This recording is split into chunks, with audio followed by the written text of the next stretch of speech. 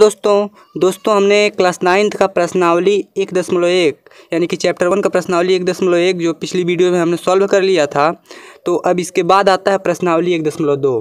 ठीक है, तो इसमें ज़्यादा कुछ सवाल है नहीं, एक ही है, वो जो लगेगा वर्गमूल सर्पिल की रचना के आधार पर ही लगेगा। यानी कि अगर हम वर्गमूल सर्पिल बनाना जान जाते हैं तब हम वो सवाल सॉल्व कर लेंगे।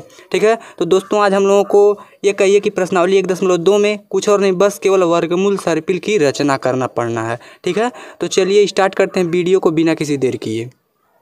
दोस्तों सबसे पहले बात आती है कि वर्गमूल सर्पिल है क्या। ठीक है, तो मान लीजिए अगर हमसे कह दिया जाए कि 2 सेंटीमीटर लंबी रेखा खींचिए, तो हम लोग इंचल निकालेंगे, यहाँ से यहाँ तक खींच देंगे, तुरंत हो जाएगा 2 सेंटीमीटर।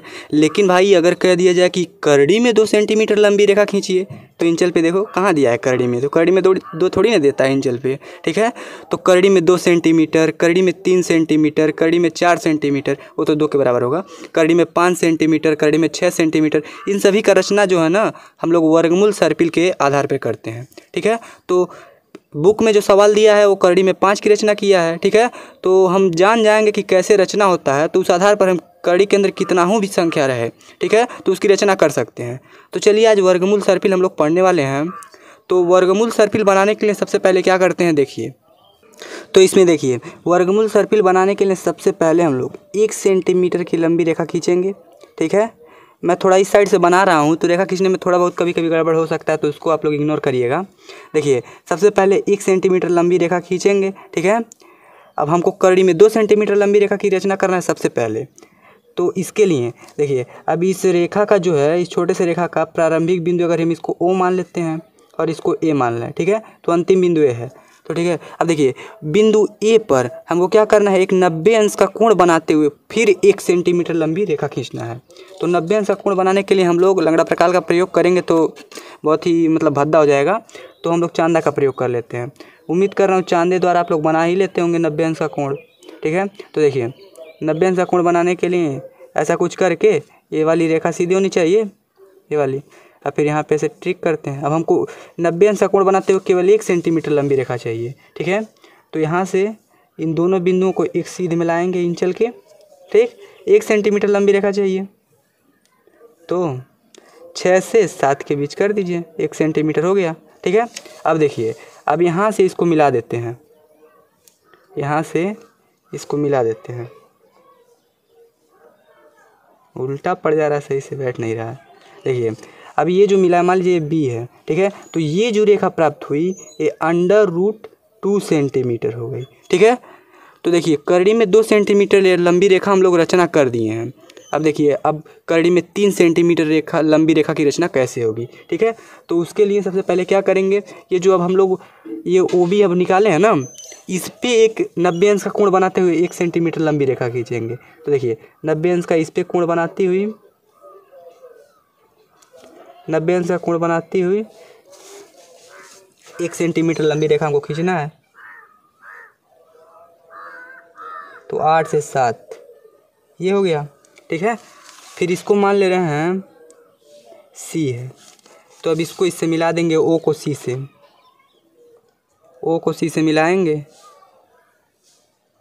तो देखिए ये जो OC वाली रेखा हो गई ये √3 सेंटीमीटर हो गई। ठीक है, अब देखिए √4 सेंटीमीटर यानी कि 2 सेंटीमीटर रेखा की लंबी रेखा की रचना करने के लिए इस तरह से वर्गमूल सर्पिल के आधार पे, तो अगर हम √4 सेंटीमीटर खींच दे रहे हैं तो 2 सेंटीमीटर हो जाएगा।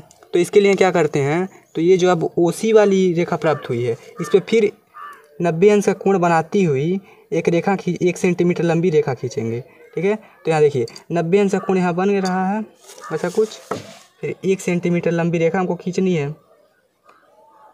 तो इन दोनों बिंदुओं को एक सीध मिला करके 7 से 6 1 सेंटीमीटर हो गया। अब इसको मिलाएंगे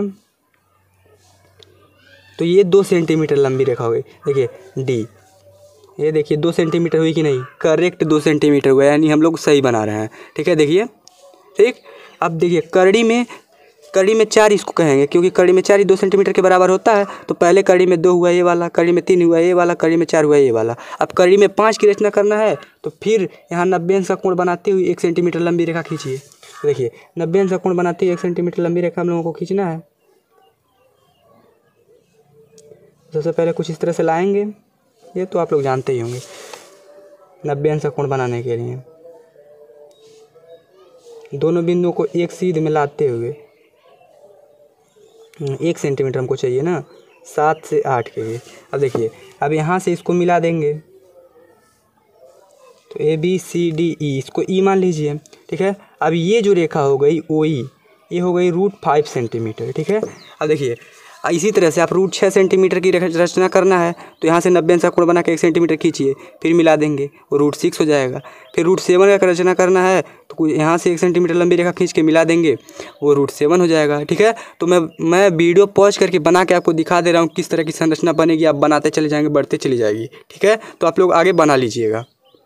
तो देखिए दोस्तों, इसी तरह की संरचना प्राप्त हो जाएगी। जब आप आगे तक बनाएंगे एकदम देखने में सुंदर लगेगा, ठीक है। तो यहाँ पर पहले जो रेखा खींचे हैं 1 सेंटीमीटर, फिर 1 सेंटीमीटर यहाँ पे जो 90 अंश का कोण बनाते हुए खींचे हैं, हर एक मतलब यहाँ भी 90 अंश का कोण रहेगा, यहाँ भी 90 अंश का कोण रहेगा, ठीक है। जिस रेखा पे हम लोग ये चांदे से नाप के खींचे हैं ना, वो हर एक मतलब 90 अंश का कोण बना करके ही खींचे हैं। तो इस तरह से आप देखिए, कड़ी में 2 सेंटीमीटर ये लंबी रेखा हो गई, कड़ी में 3 सेंटीमीटर ये लंबी रेखा हो गई, कड़ी में 4 सेंटीमीटर ये हो गई, कड़ी में 5, कड़ी में 6, कड़ी में 7, कड़ी में 8, कड़ी में 9, कड़ी में 10, कड़ी में 11, कड़ी में 12, कड़ी में 13, कड़ी में 14, कड़ी में 15 तक मैं किया हूँ। इसके आगे तक आप कर लीजिएगा, मतलब आप प्रैक्टिस जितना ही ज़्यादा करेंगे आसानी से बना लेंगे, ठीक है। एकदम ईजी है। तो चलिए मिलते हैं नेक्स्ट वीडियो में। ये प्रश्नावली तो समाप्त हो गया। √5 सेंटीमीटर लंबी रेखा हमको बोल रहा था, तो आप लोग कर लीजिएगा उसका, यही होगा, यही वाला, ठीक है। तो चलिए मिलते हैं नेक्स्ट वीडियो में।